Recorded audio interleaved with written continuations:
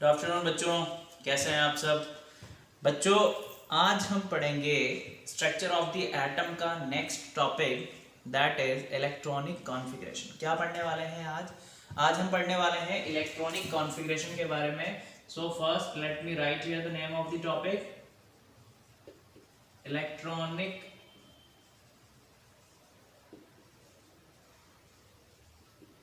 Configuration आप कह लें, या फिर आप इसको और भी कह सकते हैं कि डिस्ट्रीब्यूशन ऑफ इलेक्ट्रॉन भी आप कह सकते हैं। दो नेम से आप पढ़ सकते हैं इसे।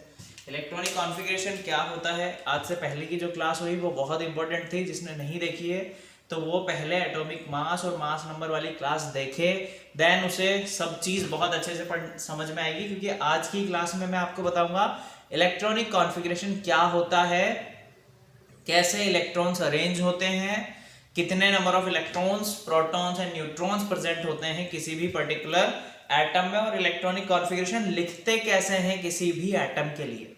ठीक है, ये आज की क्लास में हम कवर करने वाले हैं। सो स्टार्ट करते हैं क्लास बेटा।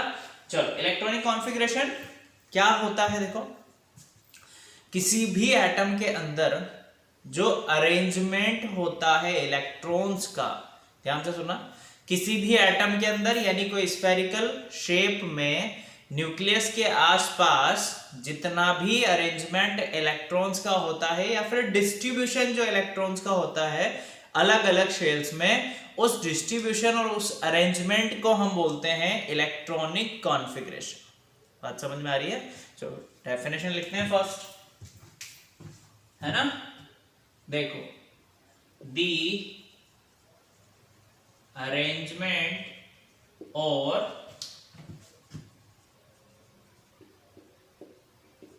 distribution of electrons in different shell of an atom is called electronic configuration. Electronic configuration. Clear? अब बच्चों, इलेक्ट्रॉनिक कॉन्फ़िगरेशन लिखने के लिए हमें कुछ ऐसे इंपॉर्टेंट पॉइंट है जो पता होने चाहिए। तो हम वो 2 पॉइंट लिखने वाले हैं, ठीक है। To write the electronic configuration को मैं ई डॉट सी डॉट लिख रहा हूं, ठीक है। आप पूरा लिखना है electronic configuration. To write the electronic configuration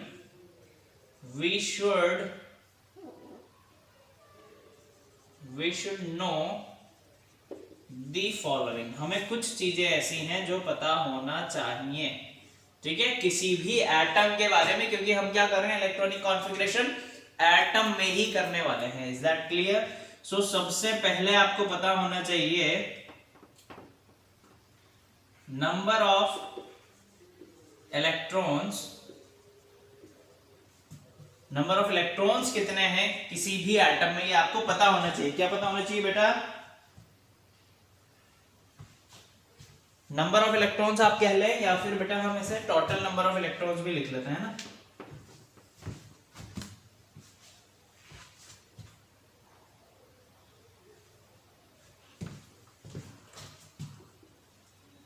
total number of electrons in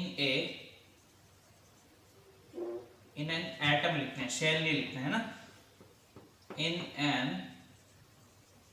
atom. Second thing हमें क्या पता होना चाहिए कि किसी पर्टिकुलर शेल में कितने इलेक्ट्रॉन्स आ सकते हैं। दो चीज, कि टोटल नंबर ऑफ इलेक्ट्रॉन्स कितने हैं। सेकंड, हमें पता होना चाहिए बेटा कि maximum number of electrons that can be present in a shell of an atom. बात समझ में आ रही है आपको? इलेक्ट्रॉनिक कॉन्फ़िगरेशन के लिए सबसे इंपॉर्टेंट चीज है कि आपको टोटल नंबर ऑफ इलेक्ट्रॉन्स पता होना चाहिए किसी एटम के पास कितने हैं। सेकंड थिंग आपको ये पता होना चाहिए बेटा कि किसी भी पर्टिकुलर शेल में आप जो maximum number of electrons fill कर रहे हैं वो कैसे फिल करेंगे। तो ये जो दो चीजें हैं ये हमें बोहर एंड बरीम ने अपनी स्कीम में बताई थी। ये जो चीजें हैं कि इलेक्ट्रॉनिक कॉन्फ़िगरेशन बनने के लिए करने के लिए आपको क्या पता होना चाहिए, ये दोनों चीजें। तो ये दोनों चीज बोहर बरी ने अपनी स्कीम में हमें बताई थी कि क्या होती हैं, कैसे आप पता लगाएंगे कि टोटल नंबर ऑफ इलेक्ट्रॉन्स क्या है, एंड कैसे आप पता लगाएंगे कि किसी भी पर्टिकुलर शेल में कितने मैक्सिमम नंबर ऑफ इलेक्ट्रॉन्स आप भर सकते हैं। तो ये हम वो रूल देखने जा रहे हैं बेसिकली। ठीक है, वो रूल क्या है बच्चों मैं बताता हूं आपको। देखो बेटा, इलेक्ट्रॉनिक कॉन्फ़िगरेशन सर्टेन रूल पे बेस्ड है जो किसने दिए थे हमें, बोहर बरी ने। फर्स्ट रूल क्या था अकॉर्डिंग टू दिस स्कीम कि maximum number of electrons in a particular shell of an atom is given by the formula 2n square। बात समझ में आ रही है? तो लिखते हैं बेटा हम यहां पर the maximum number of electrons, the maximum number of electrons which can be present,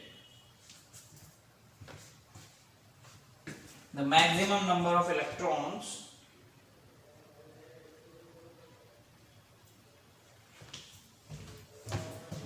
which can be present in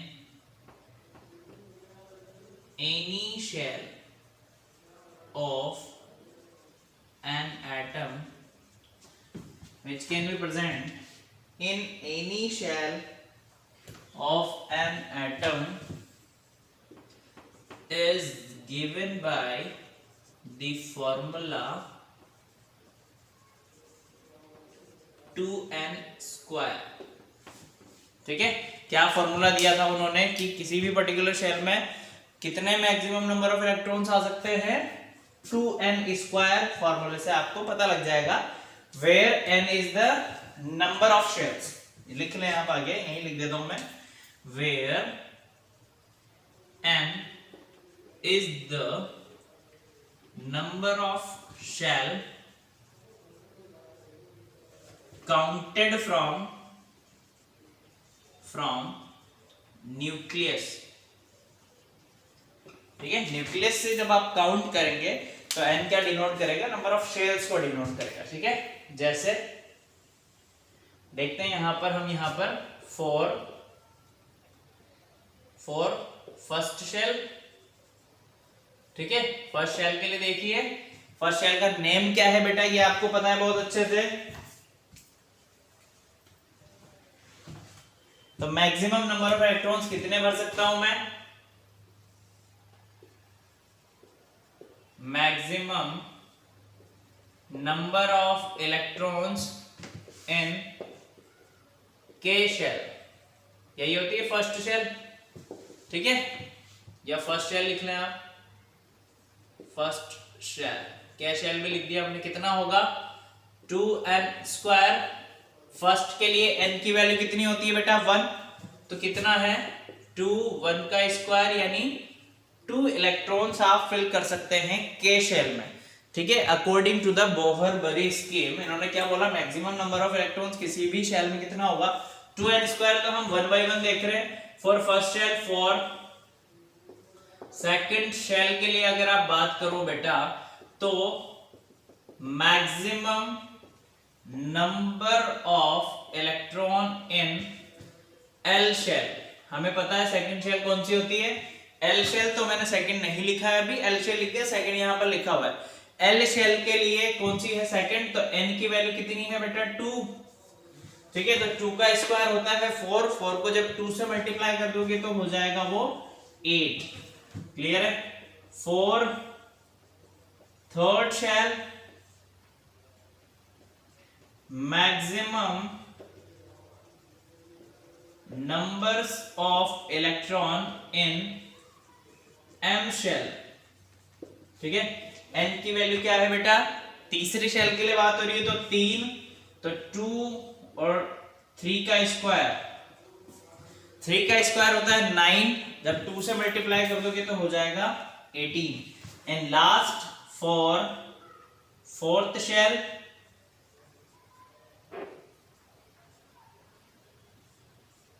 fourth shell के लिए अगर आप बात करेंगे तो maximum number of electron in N shell क्या होगा बच्चों, 2 4 स्क्वायर, तो 4 का जब स्क्वायर करेंगे तो 16 को जब 2 से मल्टीप्लाई करेंगे तो 32। अब ऐसे कंटिन्यू कर सकते हैं आगे, LMNOP QR चलता है, पर इतना अभी तक एलिमेंट है ही नहीं हमारे पास, 118 एलिमेंट्स है तो सफिशिएंट है इतना, ठीक है। देखो कैसे किया हमने, पहले मतलब इलेक्ट्रॉन्स कैसे फिल होंगे, पहले शेल में 2, दूसरे में 8, तीसरे में 18, चौथे शेल में, फोर्थ शेल में 32 एलिमेंट्स हम फिल कर सकते हैं। बट हम ऐसा नहीं करते हैं यूजुअली, आपने देखा है कि आउटर मोस्ट शेल जो होती है किसी भी एटम की, उसमें 8 ही इलेक्ट्रॉन प्रेजेंट होते हैं, ये भी हमें बोहर-बरी स्कीम ने बताया, जबकि उसकी कैपेसिटी कितनी है कि वो 18 इलेक्ट्रॉन्स रख सकता है, 32 इलेक्ट्रॉन्स रख सकता है। बट एट अ टाइम आप देखेंगे किसी भी एटम के पर्टिकुलर आउटर मोस्ट शेल में 8 ही इलेक्ट्रॉन्स प्रेजेंट होते हैं। क्यों? क्योंकि बेटा वो 8 इलेक्ट्रॉन्स के साथ ज्यादा स्टेबल फील करता है।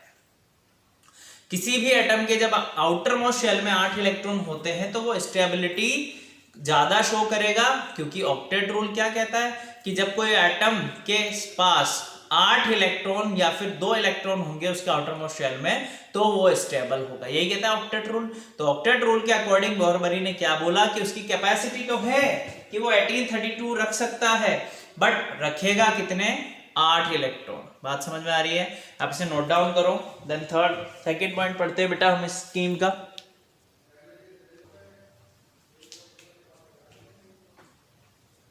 देखो बेटा सेकंड रूल जो था वो क्या था कि किसी भी एटम के लिए, हमने अभी बात की, किसी भी आउटर मोस्ट एनर्जी शेल है कोई भी एटम की जिसमें 8 से ज्यादा इलेक्ट्रॉन्स नहीं आ सकते हैं। क्यों नहीं आ सकते हैं? क्योंकि 8 से ज्यादा इलेक्ट्रॉन अगर आएंगे तो वो अनस्टेबल हो जाएगा, जबकि उसकी कैपेसिटी 18 की है, 32 की है, बट वो क्या करता है, 8 इलेक्ट्रॉन ही रखता है अपने आउटर मोस्ट शेल में, और 8 से ज्यादा होते ही नेक्स्ट शेल में इलेक्ट्रॉन जाना स्टार्ट हो जाते हैं। वो कहता है कि नहीं भाई हमारा तो हो चुका है।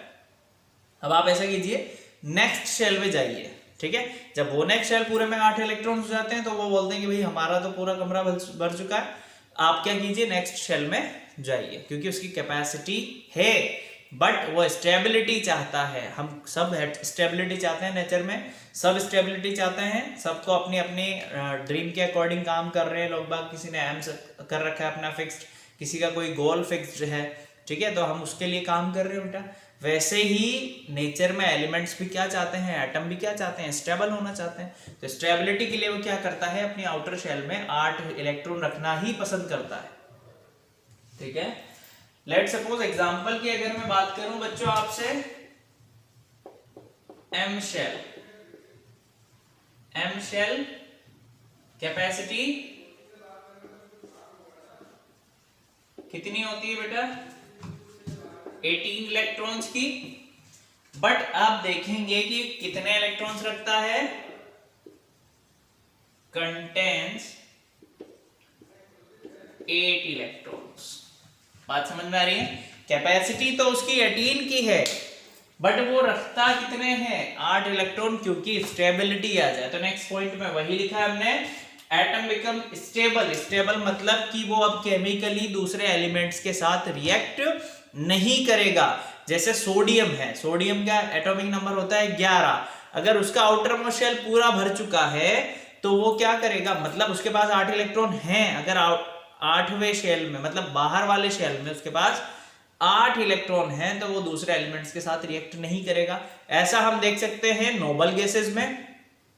नोबल गैसेस का जब आप आउटर मोस्ट शेल देखेंगे बच्चों तो उसमें 8 इलेक्ट्रॉन प्रेजेंट होते हैं, तो जब 8 इलेक्ट्रॉन प्रेजेंट होंगे तो वो किसी भी दूसरे एलिमेंट्स के साथ रिएक्ट नहीं करते हैं, क्योंकि वो सबसे ज्यादा स्टेबल है। इसीलिए आप देखना पीरियोडिक टेबल के सबसे लास्ट वाला जो ग्रुप होगा वो नोबल गैस ग्रुप है, जिसके पास सबके पास आउटर शेल में 8 इलेक्ट्रॉन है, ठीक है, और वो रिएक्ट करते भी नहीं है। तो भाई when it's outermost shell क्या हो, 8 इलेक्ट्रॉन प्रेजेंट हो, या फिर कोई ऐसा एटम जिसके पास एक ही शेल है तो उसमें 2 इलेक्ट्रॉन प्रेजेंट होना चाहिए, तब वो क्या फील करता है, स्टेबल फील करता है नेचर में, ठीक है। एक और इंपॉर्टेंट चीज कि electron do not go into a new shell before the inner shell is completely filled. Electron कभी भी नए शेल में नहीं जाता है जब तक इनर शेल कंप्लीटली फिल्ड नहीं हो जाता है। लेट सपोज कैसे होगा, सपोज नहीं करते हैं, हम 1 बाय 1 एग्जांपल लेते हैं। उसके लिए हम number of electrons, protons, electronic configuration सब आपको बताते हुए चलेंगे, ध्यान से देखना, ठीक है। तो भाई टेबल बना लें या क्या करें, 1 बाय 1 ही बता देते हैं, रब कर देंगे बाद में फिर। चलो एग्जांपल लेते हैं 1 बाय 1। हाइड्रोजन से स्टार्ट करते हैं अपन। पहला एग्जांपल है हमारे पास हाइड्रोजन, है ना।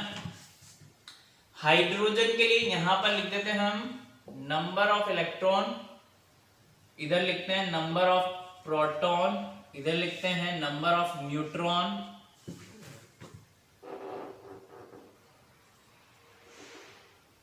ऐसे चार्ज भी लगा दीजिए ताकि आपको पता रहेगा। यहां पर लिखेंगे हम इलेक्ट्रॉनिक कॉन्फ़िगरेशन और यहां पर बनाएंगे हम स्ट्रक्चर। चेक कर लेता हूं एक बार, दिख रहा है क्या साफ? स्ट्रक्चर नहीं दिख रहा है, ठीक है, तो थोड़ा सा मूवमेंट लेंगे हम,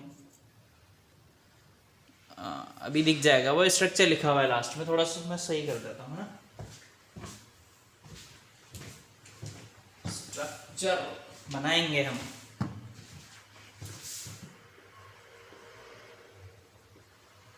अभी क्लियर होगा आपको। अब ध्यान से देखते जाना। हाइड्रोजन के लिए बात हो रही है तो हाइड्रोजन का सबसे पहले आपको क्या पता होना चाहिए कि टोटल नंबर ऑफ इलेक्ट्रॉन्स कितने हैं और मैक्सिमम नंबर ऑफ इलेक्ट्रॉन्स किसी भी पर्टिकुलर शेल में कितने आ सकते हैं, वो देखो जरा ध्यान से।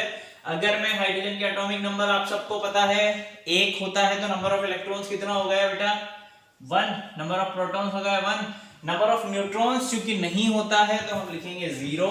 अब इलेक्ट्रॉनिक कॉन्फ़िगरेशन की अगर हम बात करें तो सिर्फ एक इलेक्ट्रॉन के लिए K शेल प्रेजेंट होगी, K शेल में इलेक्ट्रॉन्स होगा 1, तो K में लिखेंगे हम यहाँ पर नीचे 1। स्ट्रक्चर बना लेते हैं। ये न्यूक्लियस है, न्यूक्लियस में ओनली प्रेजेंट होता है प्रोटॉन, और ये आउटर शेल है जिसमें एक इलेक्ट्रॉन प्रेजेंट है। क्लियर है? हाइड्रोजन के बाद आ जाओ बेटा हीलियम। हीलियम के पास एटॉमिक नंबर हो गया 2, तो 2 एटॉमिक नंबर, तो नंबर ऑफ इलेक्ट्रॉन्स भी 2, नंबर ऑफ प्रोटॉन्स भी 2 और नंबर ऑफ न्यूट्रॉन्स भी 2। क्लियर है? बात क्लियर है क्या?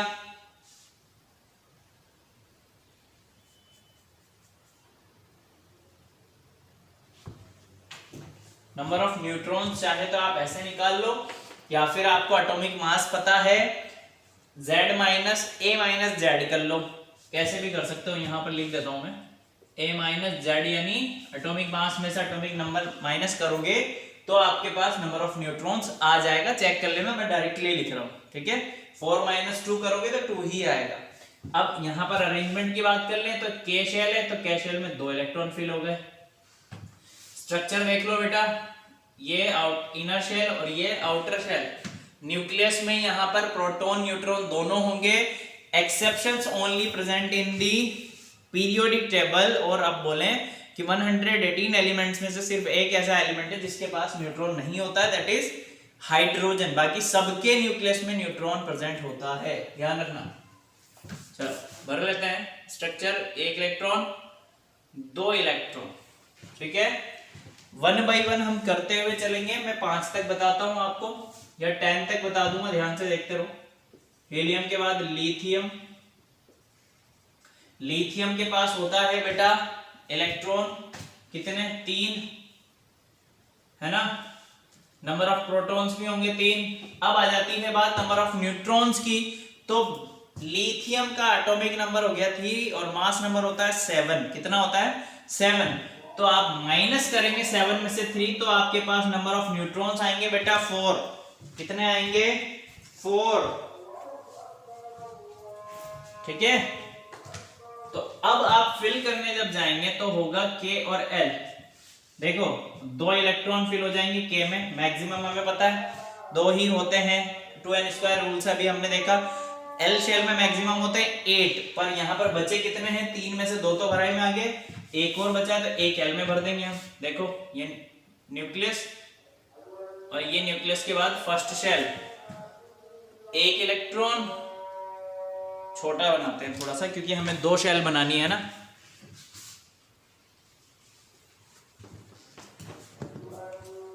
देखो जरा, ये तो न्यूक्लियस, न्यूक्लियस के बाद बच्चों ये फर्स्ट शेल में 2 इलेक्ट्रॉन 1 2, उसके बाद एक आउटर शेल जिसमें ओनली 1 इलेक्ट्रॉन प्रेजेंट होगा L में, ये है K शेल और ये है L शेल। समझ में आ रही है बात? चलो लिथियम के बाद बात कर लेते हैं बेरिलियम की।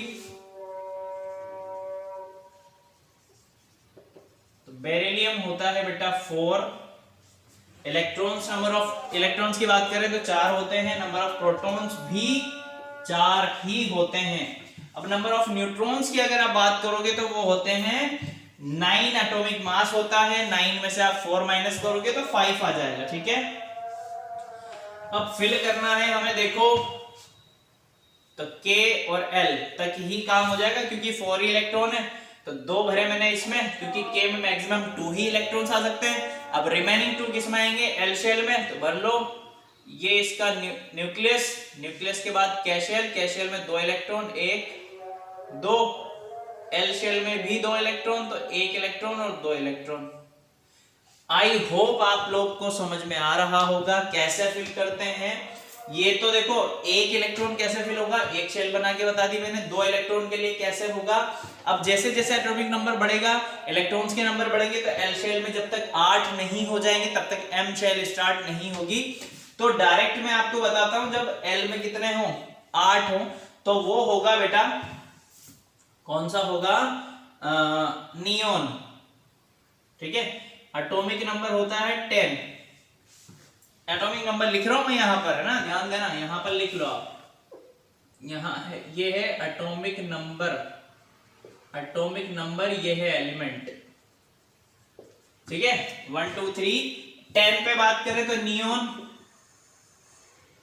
नियोन देखो जरा, नियोन होता है number of electrons 10, number of protons 10 and number of neutrons भी 10, क्योंकि इसका एटॉमिक मास होता है बच्चों 20। कितना होता है atomic mass? 20, number of electrons 10। ठीक है। तो माइनस करोगे जब आप मास में से एटॉमिक नंबर, तो 10 ही आएगा, न्यूट्रॉन्स भी। अब देखो यहां पर K और L में काम हो जाएगा अपना, क्योंकि K में भराई में आते हैं 2 इलेक्ट्रॉन्स और L में आ सकते हैं 8 इलेक्ट्रॉन्स, तो मुझे 8 की ही जरूरत है और भरने की, तो हो गए मेरे पास पूरे। अब स्ट्रक्चर देखो कैसे बनेगा जरा। ये न्यूक्लियस, न्यूक्लियस के बाद बेटा पहला शेल K में भरने मुझे 2 इलेक्ट्रॉन, तो 1 और 2। अब आ जाता है L शेल, L शेल में हमें फिल करने 8 इलेक्ट्रॉन्स, तो ध्यान से देखना 1 2 3 4 5 6 7 8। अब एक और इंपॉर्टेंट चीज जो हमने लास्ट में लिखा पॉइंट, कि कोई भी इलेक्ट्रॉन्स जब तक नेक्स्ट शेल में नहीं जाता है, कब तक? जब तक उसका इनर शेल कंप्लीटली फिल्ड ना हो जाए। तो भाई अब देखो 8 इलेक्ट्रॉन्स हो चुके हैं, जब तक 8 नहीं हुए थे, नेक्स्ट आने वाला इलेक्ट्रॉन L में ही आता जा रहा था। बट अब क्या होगा? अब L के बाद M शेल भी स्टार्ट होगी, क्योंकि ये कंप्लीटली फिल्ड हो चुका है। ठीक है। तो मैं आपको बता देता हूं यहीं पर ही, देखो एक बताऊंगा सोडियम और एक बताऊंगा कैल्शियम, ध्यान से देखना। सोडियम होता है 11, कितना? 11 एटॉमिक नंबर होता है सोडियम का 11। नंबर ऑफ इलेक्ट्रॉन्स कितने होते हैं बच्चों? 11। नंबर ऑफ प्रोटॉन्स भी होते हैं 11, पर नंबर ऑफ न्यूट्रॉन्स कितने होंगे वो आपको पता होगा जब आपको एटॉमिक मास पता होगा। तो एटॉमिक मास होता है 23। कितना? 23 में से जब आप एटॉमिक नंबर माइनस कर दोगे 11, तो आएगा 12। तो न्यूट्रॉन्स कितने होते हैं सोडियम के पास? 12। समझ में आ रही है? अब एम शेल आने वाली है, तो एक ये बता रहा हूं, ध्यान से देख लेना, बाकी के जो मैं छोड़ रहा हूं वो आप खुद बनाएंगे। के, एल एंड एम, पहले भरेंगे हम 2 इलेक्ट्रॉन के में, क्योंकि 2 ही आते हैं। 11 है, 11 फिल करना है मुझे। एल में मैं भरूंगा 8, क्योंकि मैक्सिमम में 8 भर सकता हूं। ये हो गया 10। अब बचा मेरे पास 1 इलेक्ट्रॉन, और ये वाला भी कंप्लीटली फिल्ड हो चुका है। तो नेक्स्ट इलेक्ट्रॉन कहां जाएगा? न्यू शेल में, क्योंकि इनर शेल कंप्लीटली फिल्ड है। तो ये गया एम में। अब आओ स्ट्रक्चर देख लेते हैं इसका, यहीं पर बना लेते हैं, फिर इसे रब करके कैल्शियम के लिए भी बना लेंगे। ये है न्यूक्लियस। न्यूक्लियस के बाद फर्स्ट शेल में 2 इलेक्ट्रॉन। सेकंड शेल में भरने हैं बेटा 8 इलेक्ट्रॉन। तो 1 2 3 4 5 6 7 8, ठीक है। And this is your M shell, और एम शेल में इलेक्ट्रॉन से बेटा 1। समझ में आ गई बात? अब देखो जरा कैल्शियम के लिए क्या होगा। कैल्शियम होता है 20। कितना होता है? नहीं, आप पहले देखो 18 किसके लिए? आर्गन के लिए देखिए आप 18, देन कैल्शियम फिर इसी में बता दूं, यहां बता दूंगा। 18 होता है आर्गन, क्लियर है? 18, प्रोटॉन भी 18, न्यूट्रॉन भी 18। अब जब आप फिल करेंगे बेटा के एल एम में, देखो के एल एम में जब आप फिल करोगे तो के में भरेंगे हम 2 इलेक्ट्रॉन्स, एल में भरेंगे 8 इलेक्ट्रॉन्स, और एम में बचे हुए 8 इलेक्ट्रॉन्स। अब देखो यहां पर 1 इलेक्ट्रॉन है, तो जब आप इसके लिए भरेंगे आर्गन के लिए, तो पूरे कितने भर देंगे? 8 इलेक्ट्रॉन भर देना। मैंने स्ट्रक्चर नहीं बनाया, आप बना देना, यहां पर बना सकते हैं, है ना, पर आप बना देना 18 इलेक्ट्रॉन भर के। अब देखो क्यों बताया argon? K completely filled, L completely filled, M भी कंप्लीटली फिल्ड है। तो अब जो नेक्स्ट एलिमेंट आएगा, यानी आएगा आप पोटेशियम, तो उसमें क्या होगा? न्यू शेल स्टार्ट हो जाएगी, दैट इज एन शेल। तो पोटेशियम देख लीजिए आप, यहां पर इधर देख लो, 19 तो एटॉमिक नंबर है पोटेशियम, नंबर ऑफ इलेक्ट्रॉन्स होंगे 19, नंबर ऑफ प्रोटॉन्स भी होंगे 19, नंबर ऑफ न्यूट्रॉन्स की आप बात करो बेटा पोटेशियम के लिए, तो वो कितने होते हैं? 20, क्योंकि ये होता है 39, ठीक है। 39 में से आप 19 माइनस करोगे तो 20। अब इलेक्ट्रॉनिक कॉन्फ़िगरेशन आप लिखोगे तो n भी आ जाएगा, क्योंकि ये कंप्लीटली फिल्ड है। तो ये होगा 2 8 8 एंड 1। तो अब न्यू शेल आ जाएगी एक और, किधर बनाऊं? यहां पर देख लो, ये न्यूक्लियस, ये पहली शेल, दूसरी शेल, तीसरी शेल, और ये फोर्थ शेल। फर्स्ट शेल में 2 इलेक्ट्रॉन, सेकंड में 8 इलेक्ट्रॉन, 1 2 3 4 5 6 7 8। उसके बाद भी 8 इलेक्ट्रॉन भरने, तो 1 2 3 4 5 6 7 8। उसके बाद कितना इलेक्ट्रॉन बचा हुआ है? 1, तो 1 आ जाएगा एन शेल में। ऐसे ही एन जब कंप्लीटली हो जाएगी तो नेक्स्ट शेल पे चला जाएगा। बात समझ में आ गई? आई होप आपको number of electrons, protons, neutrons, electronic configuration and structure बनाना आ गया होगा। आपसे क्वेश्चन पूछा जाता है, एंड जब हम नेक्स्ट क्लास बनाएंगे बेटा, नेक्स्ट बार मिलेंगे नेक्स्ट वीडियो में, हम नंबर ऑफ क्वेश्चंस भी डिस्कस करेंगे इलेक्ट्रॉनिक कॉन्फ़िगरेशन पे बेसिस। ओके, तो मिलते हैं फिर next time. Thank you so much for watching, take care, bye.